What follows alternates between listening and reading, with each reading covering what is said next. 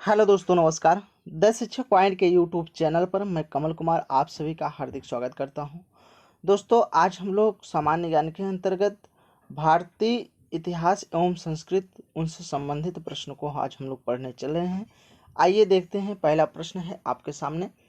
पहला प्रश्न कह रहा है, हितवादी के उपनाम से प्रसिद्ध है। कौन प्रसिद्ध है भैया? तो प्रसिद्ध है भैया गोपाल हरिदेशमुख।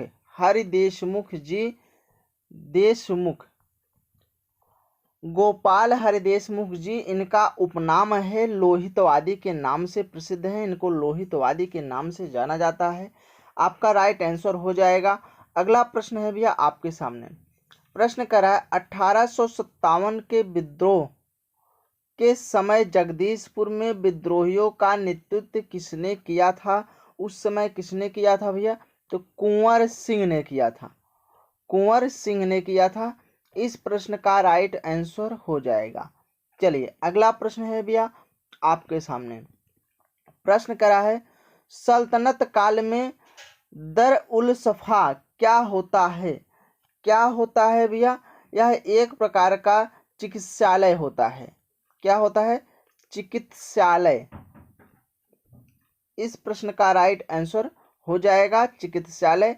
अगला प्रश्न है भैया आपके सामने। प्रश्न है, दीवान ए अमीर कोही नामक विभाग जो कृषि से संबंधित था, किसने स्थापित किया था? किसने स्थापित किया था भैया? इस प्रश्न का राइट आंसर हो जाएगा, स्थापित करने वाले कौन थे? मुहम्मद बिन तुगलक। मोहम्मद बिन तुगलक जी थे। इस प्रश्न का राइट आंसर हो जाएगा। चलिए अगला प्रश्न है भैया आपके सामने। प्रश्न कह रहा है, अकबर ने सर्वप्रथम दक्षिण भारत के किस राज्य पर आक्रमण किया था? किस राज्य पर आक्रमण किया था? वह राज्य का नाम था भैया अहमदनगर। अहमदनगर। अहमदनगर राज्य पर उन्होंने आक्रमण किया था। इस प्रश्न का राइट आंसर हो जाएगा। चलिए अगला प्रश्न है भैया आपके सामने। अगला प्रश्न कह रहा है,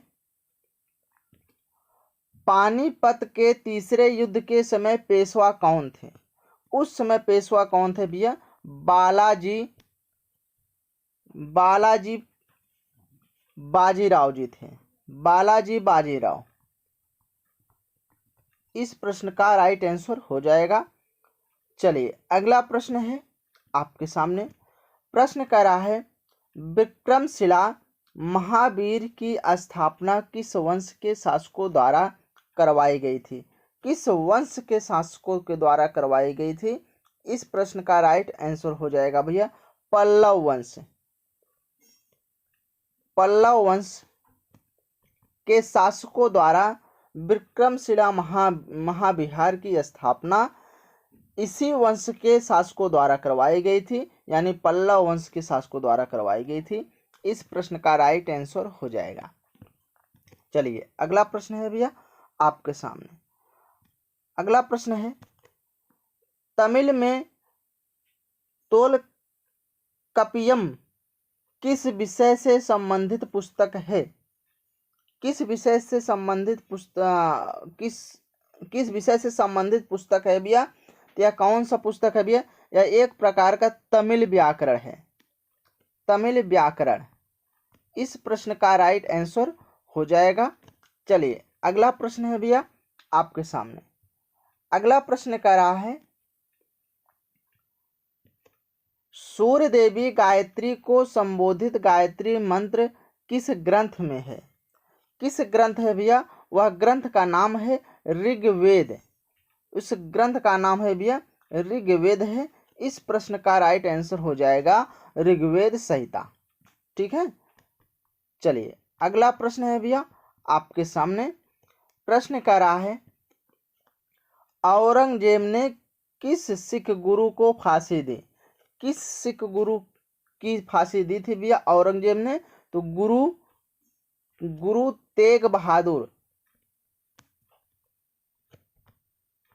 तेग बहादुर को इन्होंने फांसी दी थी। इस प्रश्न का राइट आंसर हो जाएगा। चलिए अगला प्रश्न है भैया आपके सामने। अगला प्रश्न कह रहा है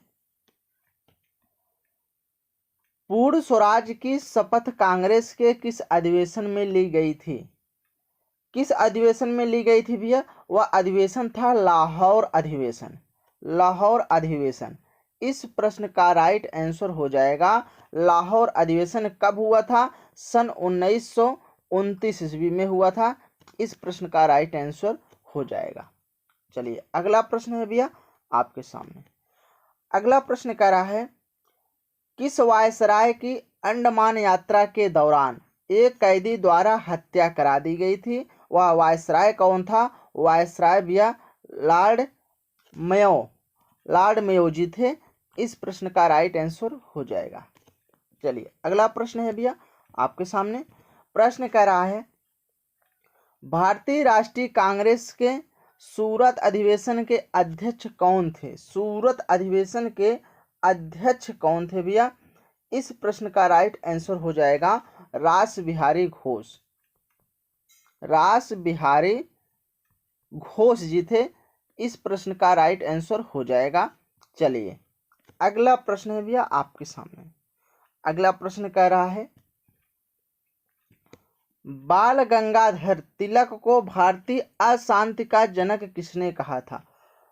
अशांति जनक जो है बाल गंगाधर तिलक को किसने कहा था? वे कौन थे भैया? वे कौन थे? वेलेंटाइन चिरोल ने थे। वेलेंटाइन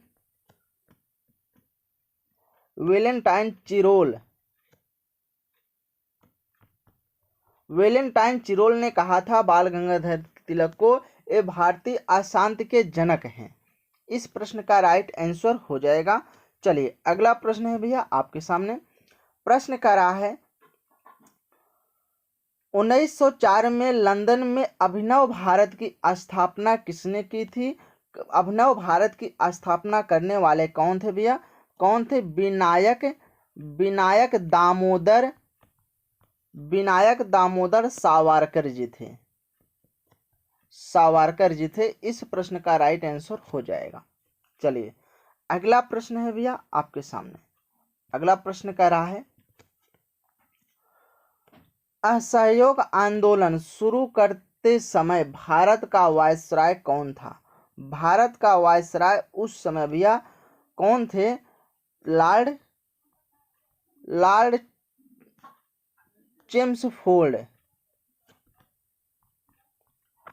चेम्सफोर्ड जी थे। इस प्रश्न का राइट आंसर हो जाएगा। चलिए अगला प्रश्न है भैया आपके सामने। प्रश्न करा दक्षिण अफ्रीका से लौटने के बाद महात्मा गांधी ने प्रथम सफल सत्याग्रह आंदोलन कहाँ प्रारंभ किया था? कहाँ प्रारंभ किया था भैया? चंपारण में चालू किया था। चंपारण में प्रारंभ किया था। इस प्रश्न का राइट आंसर हो जाएगा। ठीक है। चलिए अगला प्रश्न है भैया आपके सामने। भारत की राजधानी कोलकाता से दिल्ली किस वर्ष परिवर्तित की गई थी? किस वर्ष परिवर्तित की गई? यानी कि भारत की राजधानी पहले कलकत्ता थी, कलकत्ता से दिल्ली कब परिवर्तित कर दिया गया, कब स्थानांतरित कर दिया गया था? वह सन था 1911 ईस्वी में। 1911 ईस्वी में भारत की राजधानी कलकत्ता से कहाँ बना दी गई? दिल्ली बना दी गई। इस प्रश्न का राइट आंसर हो जाएगा। चलिए अगला प्रश्न है भैया आपके सामने। अगला प्रश्न करा 23 दिसंबर 1912 को भारत के गवर्नर जनरल लॉर्ड हार्डिंग पर दिल्ली के चांदनी चौक से निकल रहे जुलूस पर बम फेंकने वाले नेता कौन थे? बम फेंकने वाले नेता कौन थे भैया? तो रास बिहारी बोस जी थे। ठीक है, रास बिहारी बोस जी थे। इस प्रश्न का राइट आंसर हो जाएगा। चलिए अगला प्रश्न है भैया आपके सामने। प्रश्न है किसका कथन है कि अनुच्छेद 356 एक मृत पत्र की भांति रहेगा, इसका प्रयोग अंतिम साधन के रूप में प्रयोग किया जाएगा। भैया क्या कहने का मतलब, अनुच्छेद 356 किसने कहा था कि यह अनुच्छेद 356 एक मित्र पत्र की भांति रहेगा। इसका सिर्फ और सिर्फ अंतिम साधन के लिए प्रयोग किया जाता है। कहने वाले कौन है भैया? Doctor B.R. Ambedkar. B.R. Ambedkar साहब जी हैं। प्रश्न कर रहा है भारत के संविधान को कब पारित किया गया? भारत के संविधान को कब पारित किया गया? तो 26 नवंबर 1949 ईस्वी को इस प्रश्न का राइट आंसर हो जाएगा। चलिए अगला प्रश्न है भैया आपके सामने। प्रश्न कर रहा है संविधान के किस संशोधन द्वारा उसमें समाजवादी, धर्मनिरपेक्ष तथा अखंडता शब्द जोड़े गए हैं? संविधान के कौन से अनुच्छेद में समाजवादी, धर्मनिरपेक्ष, अखंडता शब्द जोड़े गए? वह अनुच्छेद वह संशोधन कौन सा था? तो भैया 42वें संशोधन। 42वें संशोधन में कहा गया है, क्या कहा गया है भैया? कि समाजवादी, धर्मनिरपेक्ष तथा अखंडता शब्द जोड़े गए हैं। यह कौन से संशोधन में? 42वें संशोधन में। इस प्रश्न का राइट आंसर हो जाएगा। चलिए अगला प्रश्न है संपत्ति के अधिकार को मौलिक अधिकारों को सूची से हटाकर वैधिक अधिकार किस संविधान संशोधन द्वारा बनाया गया? किस संविधान संशोधन द्वारा बनाया गया था भैया? इस प्रश्न का राइट आंसर हो जाएगा 44वें संविधान संशोधन द्वारा इस प्रश्न का राइट आंसर हो जाएगा। चलिए अगला प्रश्न है भैया आपके सामने। प्रश्न कर रहा है व्यक्तिगत स्वतंत्रता के अधिकार को सुनिश्चित करने के लिए नागरिक किस अधिकारी के पास जा सकता है? नागरिक किस अधिकारी के पास जा सकता है? वह भैया कौन सा है? सर्वोच्च न्यायालय। सर्वोच्च न्यायालय। इस प्रश्न का राइट आंसर हो जाएगा सर्वोच्च न्यायालय या उच्च न्यायालय। उच्च न्यायालय, सर्वोच्च न्यायालय या उच्च न्यायालय के पास जा सकता है। इस प्रश्न का राइट आंसर हो जाएगा।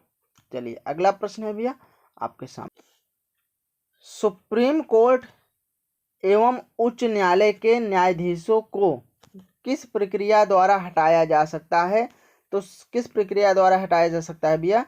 यह संसद के द्वारा महाभियोग लगा करके, महाभियोग लगा करके संसद के द्वारा हटाया जा सकता है। इस प्रश्न का राइट आंसर हो जाएगा। चलिए अगला प्रश्न है भैया किस प्रकार के विधेयक पर राष्ट्रपति को अनिवार्य रूप से बिना पुनर्विचार हेतु भेजे हस्ताक्षर करने पड़ते हैं? वह कौन सा विधेयक है भैया? वह विधेयक है वित्त विधेयक। इस प्रश्न का राइट आंसर हो जाएगा। चलिए अगला प्रश्न है भैया आपके सामने। प्रश्न कह रहा है उपराष्ट्रपति संसद के किस सदन का पदेन सभापति होता है? उपराष्ट्रपति संसद के किस सदन का पदेन सभापति होता है? तो भैया इस प्रश्न का राइट आंसर हो जाएगा राज्यसभा का। ठीक है, इस प्रश्न का राइट आंसर हो जाएगा। चलिए अगला प्रश्न है आपके सामने। प्रश्न कर रहा है लोकसभा के सामान्य कार्यकाल को 5 वर्ष से अधिक करने का अधिकार किसे प्राप्त है? तो भैया यह केवल संसद के केवल राष्ट्रीय संकट के समय इनका कार्यकाल बढ़ाया जा सकता है। ठीक है, संकट के समय। चलिए अगला प्रश्न है भैया आपके सामने। प्रश्न है संविधान सभा द्वारा बनाई गई समितियां में संघ शक्ति समिति अध्यक्ष कौन थे? कौन थे भैया? संघ शक्ति समिति अध्यक्ष ये कौन थे भैया? इस प्रश्न का राइट आंसर हो जाएगा पंडित जवाहरलाल नेहरू। पंडित जवाहरलाल नेहरू इस प्रश्न का राइट आंसर हो जाएगा। चलिए अगला प्रश्न है भैया आपके सामने। प्रश्न करा है, किस दिन संविधान सभा ने राष्ट्रीय ध्वज को फहराया था? वह दिन कौन सा था? तो वह दिन था भैया 22 जुलाई सन 1947 ईस्वी के। इस प्रश्न का राइट आंसर हो जाएगा। चलिए अगला प्रश्न है भैया आपके सामने।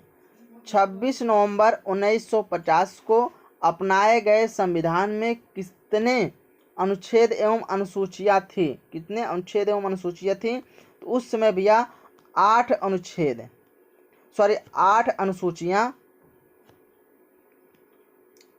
अनुसूचियां और 395 अनुच्छेद थे। ठीक है, इस प्रश्न का राइट आंसर हो जाएगा कि 26 नवंबर 1950 को अपनाए गए संविधान में अनुच्छेदों की संख्या 8 थी और अनुसूचिया की संख्या 8 थी और अनुच्छेद की संख्या 395 थी। इस प्रश्न का राइट आंसर हो जाएगा। चलिए अगला प्रश्न है भैया आपके सामने। अगला प्रश्न कह रहा है, विधि के समक्ष समता का अधिकार संविधान के किस अनुच्छेद में दिया गया? किस अनुच्छेद में दिया गया? वह अनुच्छेद था भैया अनुच्छेद 14 में। अनुच्छेद 14 में भैया विधि में समता, अनुच्छेद 14 में विधि के समक्ष समता का अधिकार संविधान के किस अनुच्छेद में दिया गया था? तो अनुच्छेद 14 में दिया गया है। इस प्रश्न का राइट आंसर हो जाएगा। ठीक है, चलिए अगला प्रश्न है। बस दोस्तों आज यहीं तक। ऐसी ही वीडियो देखने के लिए आप अपने YouTube चैनल द शिक्षक पॉइंट को आप जरूर सब्सक्राइब करिए और सेशन को जरूर आप लाइक करिए। सेशन में आप जरूर कमेंट करिए। सेशन को जितना हो सके उतना आप जरूर शेयर करिए। मिलते हैं फिर नेक्स्ट वीडियो के साथ, तब तक के लिए धन्यवाद।